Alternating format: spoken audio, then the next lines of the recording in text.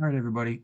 I'm going to show you a 6.4 hemi with a Texas Speed Stage 2 cam with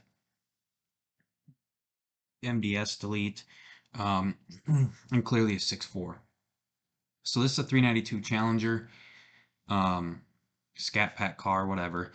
So I'm just going to go over quickly kind of everything and show you um, this file. If you have the same cam, will get you close enough to fine tune it. So idle, I do most of my idles very similar. So 704 for your minimum idle, but then like the rolling idles, 750 to 800, 750 in drive, 704 in these. So being an automatic car, I try to change all these tables, whether they need to or not. Airflow. Um, this is just to get the more quality sound out of the cam. That way you guys can see all this stuff here. Idle torque reserve. Very, very, very small change, but this change helps the vehicle not die on you, not die at intersections, things like that. Desired airflow. Basically, you take this whole table and times it by 1.2. Pretty much what you do on any cammed vehicle. Speed density. So this car is tuned and you could run and drive it forever the way it is, but it could use a little bit more fine tuning. And this right here will show you why.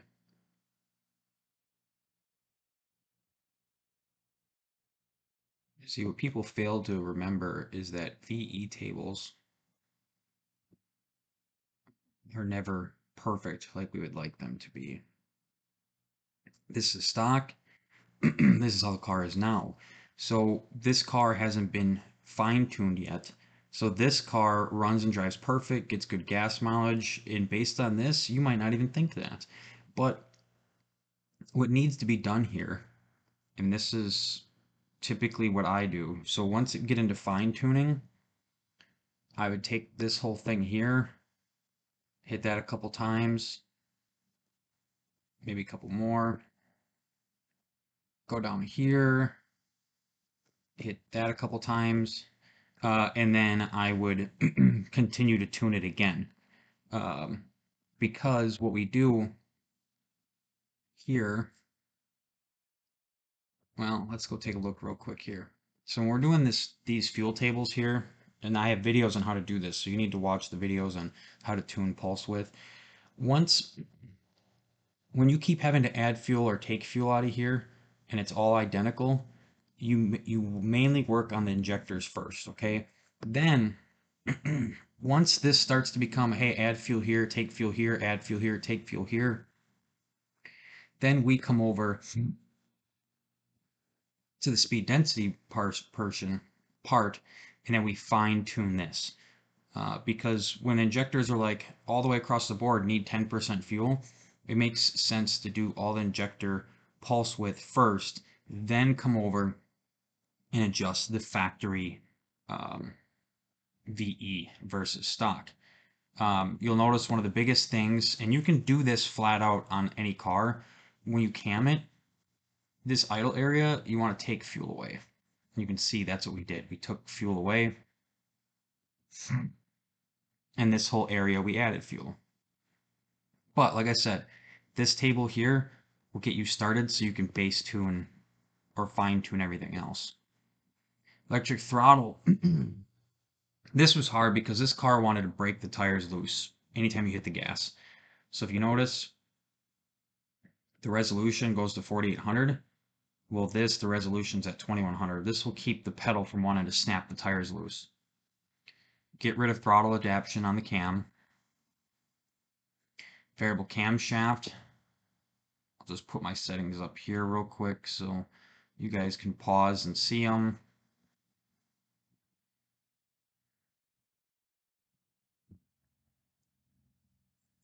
Then these are opposite of each other.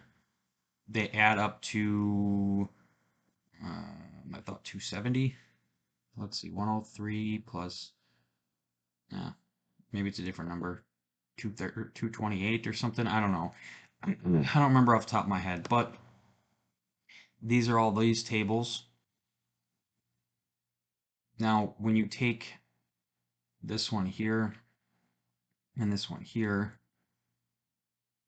these numbers add up to the same all the way across. So whatever you do here, you have to take away or add here.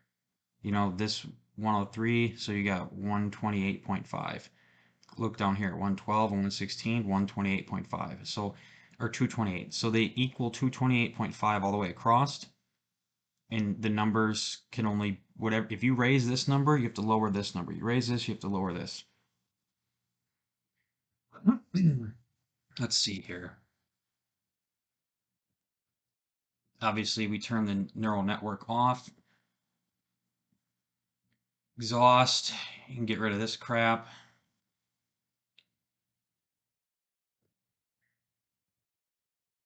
Catalyst temperature, let's see here.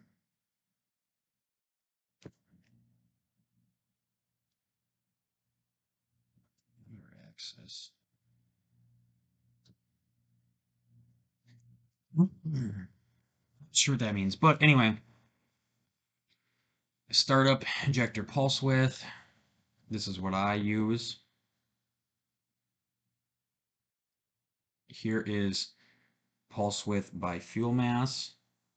Now these are opposite of each other, so if you don't know that, you probably shouldn't be doing these tuning yet. Notice 14104. This is 104 by 137. It's just not showing that the extra decimal, but they're opposite of each other. We have videos for all of this, all separately, okay? Transport airflow delay change because he's got long tube headers. These are the power enrichment settings that I used on this specific car.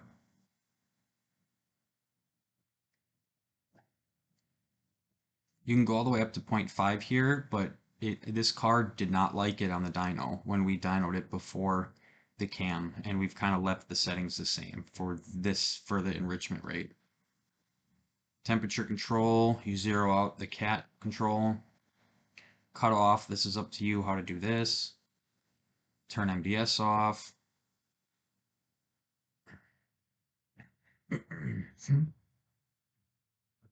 Spark. Now, this car was fine-tuned on the dyno. If you look up here, before the cam, it made 429 wheel horse, 452 foot-pounds of torque. But we turned it down to essentially stock tables for now until the car breaks in and the customer is happier with the car, and then we'll turn it up. So these are just stock tables.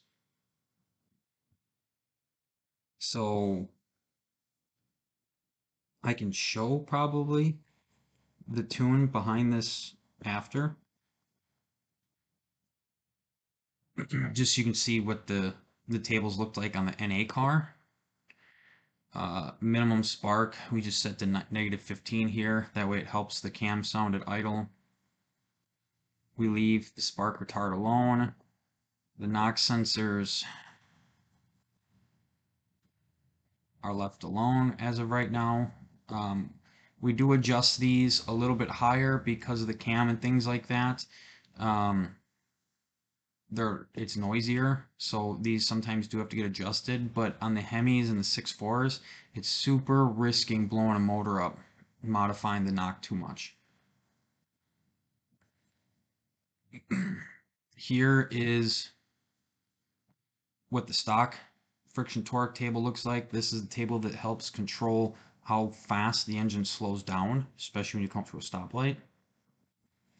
This is what we have it set to on this automatic car, so that way it has a nice comfortable idle and doesn't die on you. Torque management, this again, this is all up to you on how you do this, or up to your customer on how you do this. So I'm going to just leave this out there. Max flywheel torque. We did have this maxed out all the way up, but like I said, it's too touchy off the line. So we pulled some torque here. Max flywheel torque 2. This is just maxed out. Max wheel torque 2, just maxed out. We've had some changes to the cruise control, some changes to the fans. This is the normal fan settings I typically run on Hemi cars. Now, obviously, depending on what thermostat we have in it, like I think we put a 190 in this car. You always set the low speed fan 9 to 10 degrees above your thermostat. So this is a 6.4 Challenger that's tuned. The trans settings I won't really go over because we just adapted some settings from the Hellcat.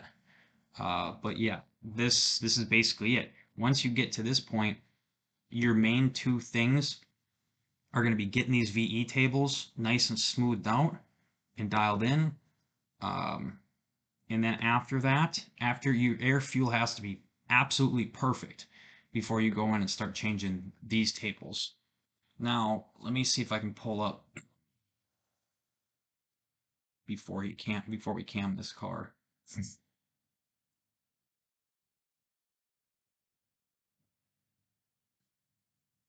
See, this is the difference here. So this is stock, this is the tune. Obviously significantly more aggressive. That's part throttle.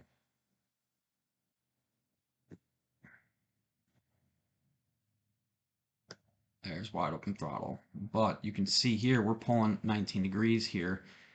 So you need to have on a 6.4, you need to have quality fuel. 19 degrees doesn't seem like that much, but on a 6.4, if you don't get good fuel, it is not good at all.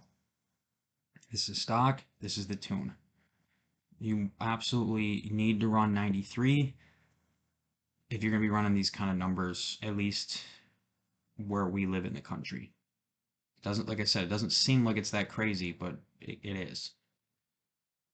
So that's the video.